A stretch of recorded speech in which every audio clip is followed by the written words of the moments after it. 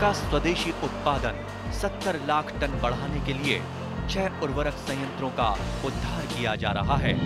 FCIL के गोरखपुर, सिंदरी, तलचर और रामागुंडम संयंत्र, HFCL की बरौनी इकाई और BVFCL की नामरू फोर्थ। सोने पर सुहागा ये है कि देश में अब बनेगा सिर्फ नीम लेपित यूरिया, क्योंकि इससे होगा किसानों का फायदा ही फायदा। अनाज का उत्पादन 10% तक बढ़ेगा। बढ़ेगी 10 से 15% नाइट्रोजन क्षमता।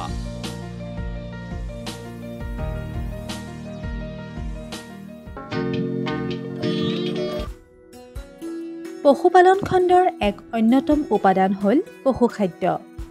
পশুপালন খণ্ডৰ বিকাশৰ সমান্তৰালকৈ পশুখাদ্যৰ চাহিদাও দিনে দিনে বাঢ়ি আহিছে। ফলত পশুখাদ্য উৎপাদন উদ্যোগৰ সম্ভাৱনীয়তাও বৃদ্ধি পাই আহিছে। অসমৰ বজালী জিলাৰ পাঠশালাৰ 3 গৰাকী যুৱ উদ্যোগী আগবাঢ়ি আহিছে পশুখাদ্য উৎপাদনৰ বাবে। পাঠশালা চহৰৰ নিপন পাটগিৰি, দীপাংকৰ চৰকাৰ আৰু বঞ্জিত ৰয় নামৰ 3 বন্ধুৱে 2023 চনৰ নৱেম্বৰ মাহত পাঠশালা নগৰত স্থাপন কৰে power plus fish and animal feed manufacturing plant নামৰ এই উদ্যোগটো। এওঁলোকৰ প্ৰকল্পটোৰ মূল উদ্দেশ্য হ'ল ন্যায্য মূল্যত কৃষকসকলক গুণগত মানসম্পন্ন আৰু স্বাস্থ্যসন্মত পশু আৰু মাছৰ খাদ্য যোগান ধৰা। এই বিষয়ে দীপাংকৰ চৰকাৰে এনেদৰে কয়। আমি স্কুলীয়া বন্ধু, মই বনজিৎ ৰয়, নিপন পাটগিৰি, আমাৰ কলেজীয়া শিক্ষা শেষ কৰাৰ পিছত আমি যে কণ্ট্ৰেকচুৱেল চাকৰিও কৰিছোঁ। তাৰপিছত দেখিছোঁ যিহেতু আমাৰ অসমখন মেইনলি কৃষি প্ৰধান ৰাজ্য, আমাৰ অসমৰ প্ৰায় 60% আমাৰ গোপালক, মৎস্যপালকৰ বিজনেছৰ লগত জড়িত। আৰু এইটো আমাৰ গৌৰৱান্বিত কথা যে আমাৰ বজালী অঞ্চল, আমাৰ বজালীবাসী মেইনলি দুগ্ধ উৎপাদনৰ ক্ষেত্ৰত অসমৰ 28%ই বৰঙণি জনাইছে। সেইটো উদ্দেশ্যেৰে আমি দেখিছোঁ যে আমাৰ মাৰ্কেটত, আমাৰ অসমত যিবোৰ গৰু খাদ্য ফিড যে চলি আছে, বাহিৰৰ পৰা অহা দূৰৰ অন্ধ্ৰপ্ৰদেশ, কলিকতা, উত্তৰ প্ৰদেশ, বিহাৰৰ পৰা ইয়ালৈকে আহে ফিডবোৰ। এইবোৰ বহুত এক্সপেঞ্চিভ হয়। আৰু লগতে আমাৰ যিটো কৃষকৰ যিটো গাখীৰৰ যিটো দাম, যিখিনি আজি 40 rupees 50 rupees দামত পাৰ লিটাৰ গাখীৰ কিনে,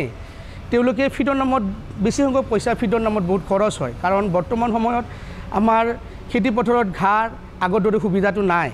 বা এটা গৰুৰ দাম 1 লাখ টকা 1.5 লাখ টকা গৰু আমাৰ পথাৰত চৰাব দিবলৈ টান পায়। গতিকে কমাৰ্চিয়েলি ফিডত ওপৰত ডিপেণ্ডেণ্ট হৈ গৈছে আমাৰ। গতিকে আমি প্ৰথমতে আলোচনা কৰিলোঁ যে এই ফিডটো আমি নেচাৰেলি আমাৰ অসমত পোৱা, যেনেকৈ ফিডত কি লাগে, আমাৰ মাকৈ লাগে, গম ধান লাগে, বুট মাহ লাগে, খলিহ লাগে। খলিহটোতো বুজি পায় আপোনাৰ যেতিয়া মিঠাতেল ওলোৱাৰ পিছত যিটো সৰিয়হৰ যিটো খলিহ লাগে, আৰু কিছুমান সাধাৰণ কিছুমান ৰ মেটেৰিয়েল লাগে, যিটো আমি ধানৰ মল আৰু কিছুমান চয়াবিন মিল, এইবিলাক আমি কিছু 10% প্ৰডাক্টহে আমি বাহিৰৰ পৰা পাৰ্চেছ কৰিব লাগে। আমি কেলকুলেশ্যন কৰি চালোঁ যে এই ফিডটো আমি মাৰ্কেটত চলি থকা দামতকৈ আমি বহুত কমতে দিব পাৰিম। আৰু মাৰ্কেটত চলি থকা ফিড যেতিয়া আমি লেবৰেটৰী টেষ্ট কৰাই চালোঁ, কম্পিটিশ্যন কৰাৰ কাৰণে মাৰ্কেটত বহুত ধৰণৰ ফিড আছে। আমি 3-4টা ফিড আমি মাৰ্কেটৰ পৰা ফিডটো উঠাই লৈ আমাৰ খানাপাৰা ভেটেৰিনেৰী নিউট্ৰিশ্যন ডিপাৰ্টমেণ্ট টেষ্ট কৰালোঁ যে ফিডত একচুৱেলি কি থাকে, যে প্ৰটিন থাকে, ফাইবাৰ থাকে, কাৰ্বহাইড্ৰেট থাকে, ফেটছ থাকে। এইটোৰ ওপৰত আমি এটা বেছিক ট্ৰেইনিং ল'লোঁ যে ফেটছৰ কামটো কি, ফাইবাৰৰ কাম কি, প্ৰটিনৰ কাম কি, গোটেইখিনি এটা বেছিক আমি ট্ৰেইনিং লোৱাৰ পিছত আমি সেই ফিডত কিছুমান আমি কেমিকেলছ পাইছোঁ, যিটো প্ৰুফ, আৰু তেওঁলোকে এইটো লিখিছেও যে ইউৰিয়া ইউজ কৰে। আৰু ইউৰিয়াৰ ক্ষতিগ্ৰস্তটো কিমান, এইটো আমাক নিউট্ৰিশ্যন ডক্টৰ বা আমাৰ বজালী ভেটেৰিনেৰী অফিচাৰ আমাৰ হিতেশ পাঠক ছাৰেও পৰা জনাইছে যে এটা ইউৰিয়াই কিমানখিনি ক্ষতি সাধন কৰে। যেনেকৈ ইউৰিয়াই মিল্কটো বুষ্ট কৰে সঁচা, কিন্তু মিল্কৰ যিটো ফেট পাৰ্চেণ্টেজটো থাকিব লাগে, যিটো আমি এছএনএফ বুলি কওঁ, কোৱালিটি গাখীৰৰ কোৱালিটিও নাথাকে, যাৰ ফলস্বৰূপে আমাৰ কৃষকে গাখীৰৰ দামটো য'ত 80 টকা 90 টকা লিটাৰ পাব লাগিছিল, সেইটো দাম পোৱা নাই। কাৰণ যিবিলাক আমাৰ এজেঞ্চি আছে লাইক পুৰবী, আমুল, যিবিলাকে মিল্কখিনি আমাৰ গোপালকৰ পৰা কালেক্ট কৰে, তেওঁলোকে মিল্কছৰ ফেটছৰ ওপৰত দামটো দিয়ে। আৰু এই ফেটছটো কমাইছে ইউৰিয়াই, গাখীৰৰ ভলিউমটো দিছে কিন্তু গাখীৰৰ কোৱালিটি দিয়া নাই। তাৰোপৰি ইউৰিয়া বা কিছুমান কেমিকেলে কি কৰি আছে ইণ্টাৰনেলি বহুত হাৰ্ম কৰি আছে আমাৰ গো স্বাস্থ্যৰ ওপৰত আমাৰ গো ধনৰ স্বাস্থ্য লাইক এই আপোনাৰ কৃত্ৰিম প্ৰজনন দ্বাৰা যিটো কনচিভ কৰে এইটোত মিছকাৰেজ হৈ আছে এইটোত বাৰম্বাৰ এইটো মিছকাৰেজ হোৱাৰ তেখেতসকলে বহুত লছ হ'ব লগা হৈছে গতিকে আমি চালোঁ যে ছাৰ আমাৰ ভেটেনেৰী ডক্টৰ ছাৰ আমাৰ নিউট্ৰিচনেল ডক্টৰ ৰবীন ভূঞা ছাৰসকলক ডিছকাছ কৰিলোঁ যে এই যিখিনি প্ৰটিন ফাইবাৰ কাৰ্বহাইড্ৰেট লাগে এইখিনি আমি নেচাৰেলি বেলেঞ্চ কৰিব পাৰোঁনে নাই নিশ্চয় পাৰি কিন্তু তাতে কষ্টিং অলপমান বেছি আহে কিন্তু ফিড কোৱালিটিটো স্বাস্থ্যসন্মত আৰু গুণসন্মত আমি ফিডটো প্ৰস্তুত কৰিবলৈ মানে আমি ৰেডি হৈছোঁ এতিয়া আৰু আমি ক'বলৈ পৰা সুখী হৈছোঁ যে আমাৰ ফিডটো মাৰ্কেটত চলি থকা ফিডতকৈ বহুত কমতে দিব পাৰিছোঁ কাৰণ আমাৰ মাজত কোনো থাৰ্ড পাৰ্টি এজেণ্ট এনেকুৱা নাই আমি ডাইৰেক্ট ইণ্ডাষ্ট্ৰিটো আমি অসমবাসীক দিব পাৰিছোঁ কাৰণ বাহিৰৰ ফিডটো বাই ট্ৰান্সপৰ্ট আহোঁতে মিডিল CNF ডিলাৰশ্বিপ এনেকুৱা আহোঁতে বহুত কষ্টিং পৰি যায় বৰ্তমান এওঁলোকে গোখাদ্য গাহৰিৰ খাদ্য আৰু মাছৰ খাদ্য প্ৰস্তুত কৰি আহিছে আমি গো খাদ্যৰ ওপৰত আমি দুটা প্ৰডাক্ট ওলাইছোঁ আমাৰ এটা প্ৰিমিয়াম ফিড আৰু এটা আমি মিল্ক বুষ্টাৰ ফিড দুটাৰে দামৰ পাৰ্থক্যটো ন্যূনতম ডিফাৰেঞ্চ আৰু আমাৰ ফিছ ফিড আমাৰ আমি ফিছ ফিড বনাওঁ ফিছ ফিডটো আমি ফ্লোটিং আৰু ছিংকিং দুটা থাকে ফ্লোটিংটো যিটো পানীত ফ্লোট কৰে আৰু ছিংকিংটো ডুব যায় আমি দুটাই বনাইছোঁ আৰু আমাৰ গাহৰি খাদ্য বনাইছোঁ আৰু আমি আগন্তুক আমি পল্ট্ৰি ফিডটো যিটো মুৰ্গীৰ ফিড আৰু লেয়াৰ যিটো কণী স্পেচিয়েলি কণীৰ কাৰণে লেয়াৰ পোহে এতিয়া এই লেয়াৰ ফিডৰো আমি আগন্তুক নেক্সট মাহলৈকে আমি লেয়াৰ ফিড আৰু পল্ট্ৰি ফিডটো আমি ৰেডি হ'ব আমাৰ আৰু আপোনাৰ ফিডত যিটো আমি প্ৰটিন বেলেঞ্চ কৰিছোঁ ফিছ ফিডত আমাৰ 22% প্ৰটিনৰ পৰা আপ টু 36% প্ৰটিনলৈকে আমি আমাৰ ফিডত ৰাখিছোঁ সৰু মাছৰ কাৰণে আমাৰ প্ৰটিন পাৰ্চেণ্টটো বেছি লাগে তেতিয়া গ্ৰ'থটো বেছি হয় আৰু আপোনাৰ মাছৰ চাইজলৈ কিনে আমাৰ ফিডৰ চাইজ থাকে 2 mm 3 mm 4 mm এনেকৈ আমি আপ টু 5 mm লৈকে আমি ফিডটো ৰেডি কৰিছোঁ এওঁলোকৰ উদ্যোগত এতিয়ালৈ 22গৰাকী যুৱক যুৱতীয়ে কৰ্মসংস্থাপনৰ সুযোগ লাভ কৰিছে এই উদ্যোগটোৰ বাবে এওঁলোকে PMFME আঁচনিৰ সুবিধাও লাভ কৰিছে আমাৰ নতুন কোম্পানী অসমৰ কোম্পানী আমি অসমীয়া যুৱকসকলে প্ৰথম আৰম্ভ কৰিছোঁ গোটেই অসমীয়া ল'ৰাখিনিক কম বেছি আমি সংস্থাপন দিব পাৰিছোঁ এতিয়ালৈকে আমাৰ 22জন আমাৰ অসমীয়া যুৱক আমাৰ লগত সংস্থাপন হৈছে আৰু ধন্যবাদ জনাইছোঁ অসম চৰকাৰ তথা আমাৰ ভাৰত চৰকাৰকো যে আমি তেওঁলোকৰ চৰকাৰৰ বহুত ধৰণৰ সুবিধা আমাৰ কৃষি প্ৰডাক্টৰ লগত বহুত ধৰণৰ সুবিধা দি আগবঢ়াইছে আমি প্ৰথম আৰম্ভণি আমি যেতিয়া চৰকাৰৰ ফালৰ পৰা PMFME স্কিম বুলি কয় তাৰ স্কিমৰ জৰিয়তে আমি প্ৰথম যিটো অনুদান পালোঁ সেইটো আমাৰ ফাৰ্ষ্ট মটিভ আৰু সেই তাৰ ওপৰতে ভিত্তি কৰি আমি আমাৰ তিনিও বন্ধুৰ আগবঢ়াত আমি নিজৰ যিখিনি পাৰিছোঁ আমি ইনভেষ্ট কৰিছোঁ আমাৰ বেংকিং ফালৰ পৰাতো আমাৰ PNB বেংক কানাড়া বেংকে আমাৰ যথেষ্টখিনি সহায় আগবঢ়াইছে আৰু আমি ধন্যবাদ জ্ঞাপন কৰিছোঁ আমাৰ মা দেউতাসকলকো মা দেউতা আমাৰ যিটো বিজনেছ কনচেপ্টটো তেওঁলোকে একচেপ্ট কৰিছে তেওঁলোকৰ উদ্যোগত উৎপাদিত পশু আৰু মাছৰ খাদ্যৰ সুবিধাসমূহৰ বিষয়ে উল্লেখ কৰি এনেদৰে কয় আমাৰ বিশেষত্ব এইটোৱে বাকী খাদ্যৰ তুলনাত আমাৰটো যে বিশেষ স্পেচিয়েল এইটো হ'ল যে আমাৰ খাদ্যত কোনো ধৰণৰ ৰাসায়নিক দ্ৰব্যৰ মিশ্ৰণ নাই কোনো ধৰণৰ কেমিকেল ইউৰিয়াৰ মিশ্ৰণ নাই গতিকে আমাৰ খাদ্যটোৰ পৰা কৃষকে গৌৰ স্বাস্থ্যৰ লগতে অধিক দুগ্ধ উৎপাদনতো তেওঁলোকক সহায় কৰিব আৰু যি ধৰণৰ প্ৰব্লেম আমাৰ খাদ্যটো খোৱাৰ উইদিন 1 উইকৰ ভিতৰত ৰিজাল্ট পাব আজি কৃষকসকল হ'ল প্ৰেক্টিকেলি এক্সপিৰিয়েঞ্চড তেওঁলোকে এটা ফিড খোৱাৰ পিছত ফিডৰ গুণাগুণটো কেনেকৈ হ'ব তেওঁলোকে গোবৰটো শুঙি চাই গম পায় গোবৰটো হাতত ল'লেই গম পায় আমাৰ খাদ্যটো এসপ্তাহ খোৱাৰ পিছতে তেওঁলোক গোবৰৰ কোৱালিটি চাই ক'ব পাৰিব যে খাদ্যটো গৰুৰে কিমান ডাইজেষ্ট কৰিব পাৰিছে তাৰ লগতে গাখীৰৰ যিটো ফেটছ পাৰ্চেণ্টেজটো SNFটো বৃদ্ধি পাব তাৰ ফলস্বৰূপে গাখীৰৰ দামটো তেওঁলোকে পৰ্যাপ্ত পৰিমাণে পাব আৰু তেওঁ গো স্বাস্থ্যটো গুণগতভাৱে বহুত দীৰ্ঘায়ু হ'ব এইখিনি আমাৰ কাৰণে স্পেচিয়েল বৰ্তমান এওঁলোকৰ উদ্যোগত দিনে 15 টন পশুখাদ্যৰ উৎপাদন হৈ আছে যদিও ভৱিষ্যতলৈ উৎপাদনৰ ক্ষমতা বৃদ্ধিৰ সম্ভাৱনা আছে বৰ্তমানলৈ উদ্যোগটো আশা কৰা ধৰণে আগবাঢ়ি গৈ আছে আৰু ৰাজ্যখনৰ বৰ্ধিত গোপামৰ চাহিদা পূৰণ কৰিবলৈ আৰু অধিক এনে উদ্যোগৰ প্ৰয়োজন হ'ব বুলি উল্লেখ কৰি দীপাংকৰ চৰকাৰে এনেদৰে কয় আমাৰ প্ৰথম আৰম্ভ কৰিলোঁ আমাৰ বজালিত আমাৰ গো খাদ্যৰ ওপৰত যিখিনি আমি ৰাইজৰ ছাপোৰ্ট পাইছোঁ মৰম পাইছোঁ আমি অতিকৈ সন্তুষ্ট আৰু আমি ভাবোঁ আমাৰ প্লানটো আমি ছাকচেছ হ'ম আৰু আমাৰ বৰ্তমান আমি যিটো ফিডৰ কেপাচিটিত আমি আৰম্ভ কৰিছিলোঁ প্ৰথমতে আৰম্ভণিত আমি 15 টন পাৰ ডে হিচাপত আমি প্লান্টটো ষ্টাৰ্ট কৰিছিলোঁ কিন্তু আমাৰ বজালিত ৰিকুৱাৰমেণ্ট আছে পাৰ ডে 100 টন প্লাছ গতিকে আগন্তুক চেষ্টা কৰিছোঁ আৰু হয় আৰু আগন্তুক আমি মেচিনাৰী কেপাচিটি বঢ়োৱাৰ কাৰণে আমি অলৰেডি অৰ্ডাৰ কৰা হৈছে আমাৰ বিশ্বকৰ্মা পূজাৰ পিছত আমাৰ নতুন সেট আৰু আৰম্ভ হৈ আছে তাত আমাৰ প্লান্ট কেপাচিটি বাঢ়িব তেতিয়া আমি আৰু হয়তো গোটেই অসমক ৰাজ্যৰ এভেইলেবিলিটিখিনি আমি কৰিব পাৰিম তাৰ কাৰণে বহুত ধৰণৰ ধৰক ফাইনেন্সিয়েলি ছাপৰ্টো লাগে আমি মাত্ৰ আৰম্ভ কৰিছোঁ কিন্তু যিখিনি আমাৰ এক্সপেক্টেশ্যন আছিল উই হেভ গেট মোৰ দেন আৱাৰ এক্সপেক্টেশ্যন আৰু ভাবোঁ আমাৰ অসমত এনেকুৱা প্লান্ট আৰু এনেকুৱা বহুত প্লান্টৰ আমাৰ প্ৰয়োজন আছে যিখিনি আমাৰ যিখিনি ৰিকুৱাৰমেণ্ট আছে অসমৰ খেতিত কৈছোঁ আমাৰ বাহিৰৰ ফিড আমাৰ প্ৰয়োজন নাই এই এনেকুৱা ইণ্ডাষ্ট্ৰি আমাৰ অসমত হ'লে আমাৰ অসমীয়া যুৱকসকলৰ সংস্থাপনৰ ক্ষেত্ৰত লাভৱান হৈছে গোপালকসকলে পাৰ বেগত যদি 200-100 ৰুপিজ কমত পায় গোপালকসকলৰ দুগ্ধ উৎপাদনৰ ক্ষেত্ৰত তেওঁলোকে আগ্ৰহী হৈ উঠিব বহুত খেতিয়কে খেতি কৰা বাদ দিব ওলাইছে গোপালন বন্ধ কৰিব ওলাইছে লাভ নাই কিন্তু আমি যিখিনি দেখিছোঁ আমাৰ লোকেলিটি এটা দেখিছোঁ মানুহ আকৰ্ষণ হৈ আছে দুগ্ধ উৎপাদনৰ ক্ষেত্ৰত আৰু চৰকাৰে ইমান সুবিধা দিছে ভেটেনাৰী ডিপাৰ্টমেণ্টে ইমান সুবিধা দিছে এই এৱাৰনেছ প্ৰগ্ৰামবিলাক চৰকাৰৰ ফালৰ পৰা এনেকুৱা হৈ থাকিলে বা আপোনালোকৰ জৰিয়তে আমাৰ কৃষি সমাজ গোপালক সমাজসকলে এৱাৰনেছখিনি পালে নিশ্চয় এই দিশত বহুত আগবাঢ়ি তেতিয়া আমাৰ আনএমপ্লয়মেণ্ট এনেকুৱা হোৱাৰ কথাই নাই অসমত গোটেইখিনি বস্তু আছে পশুখাদ্যৰ প্ৰধান উপাদান হ'ল মাকৈ কিন্তু অসমত উৎপাদিত মাকৈৰ দ্বাৰা পশুখাদ্য উৎপাদনৰ বাবে প্ৰয়োজনীয় মাকৈৰ আংশিক চাহিদাহে পূৰণ হয় দীপাংকৰ চৰকাৰে কয় যে তেওঁলোকৰ উদ্যোগটো দৈনিক 8 ঘণ্টাকৈ চলালে মাহে 100 টন মাকৈৰ প্ৰয়োজন হয় সেয়েহে দীপাংকৰ চৰকাৰে ৰাজ্যখনৰ কৃষকসকলক মাকৈ খেতি কৰিবলৈ আহ্বান জনায় আমি মাকৈটো সচৰাচৰ খেতিৰ পৰা যেতিয়া উঠাই তেওঁলোকে ৰ'দত শুকাই ড্ৰাই কৰি কিনে তেওঁলোকে ষ্টক কৰে আৰু সেই ফিডটো আমি আনি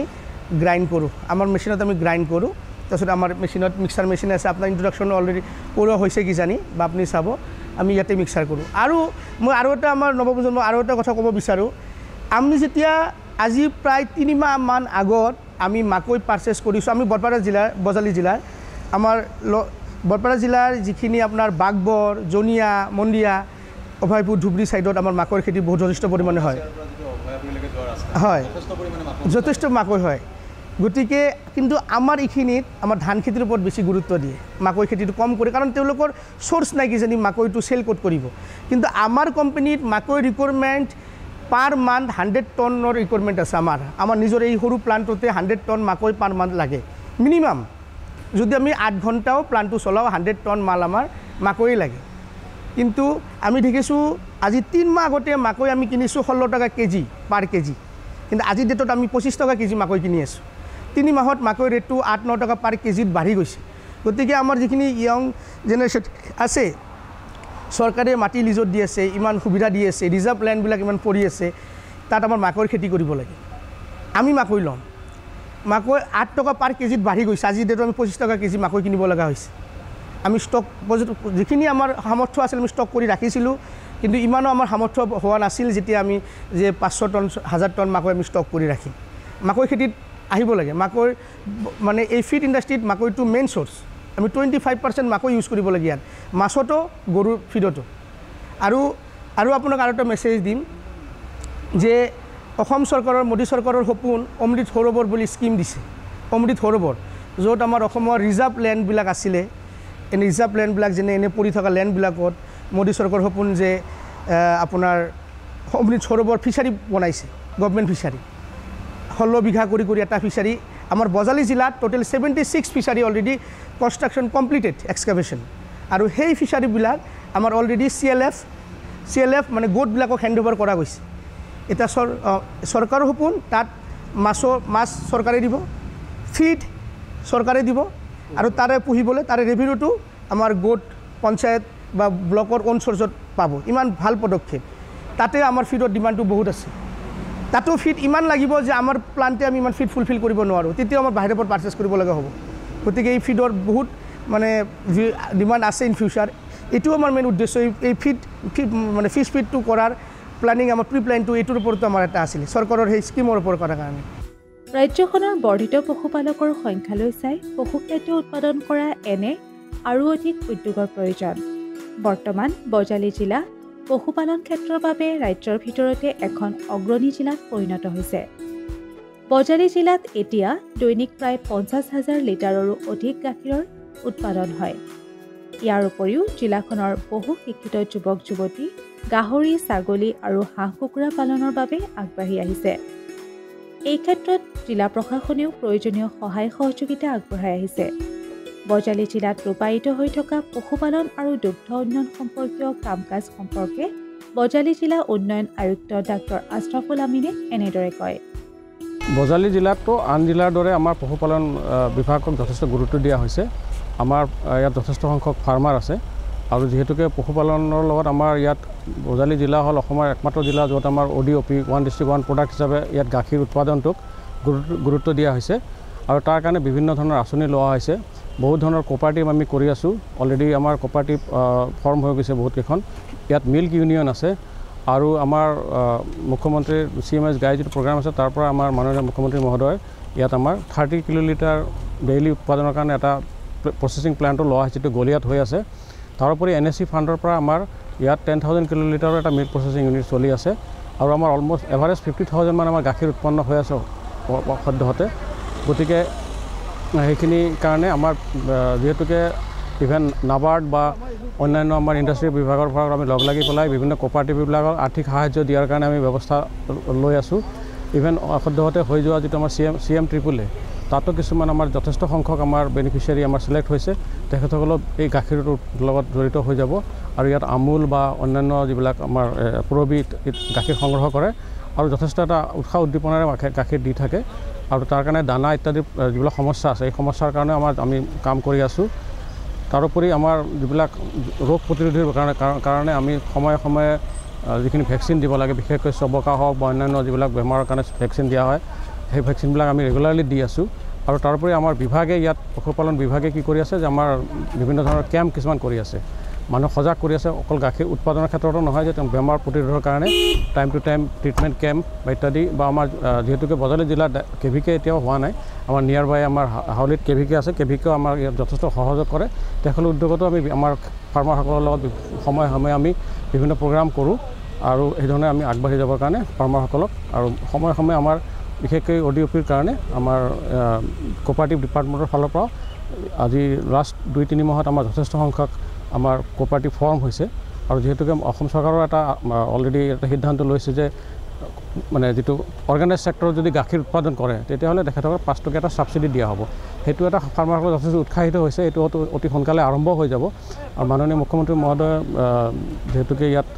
আমাৰ ODOPৰ কাৰণে সময়ে সময়ে আমাক অলপ ফ'কাছ কৰিব কয়। আমাৰ আগৰ ৰাজ্যপাল মহোদয় আমাৰ বিভিন্ন ফাৰ্মাৰসকলৰ লগত লগ পাইছিলে, তেওঁলোকে ইণ্টাৰেকশ্যন কৰিছিলে। সেইধৰণে আমাৰ যথেষ্ট ডিপাৰ্টমেণ্ট এক্টিভিটি হৈ আছে।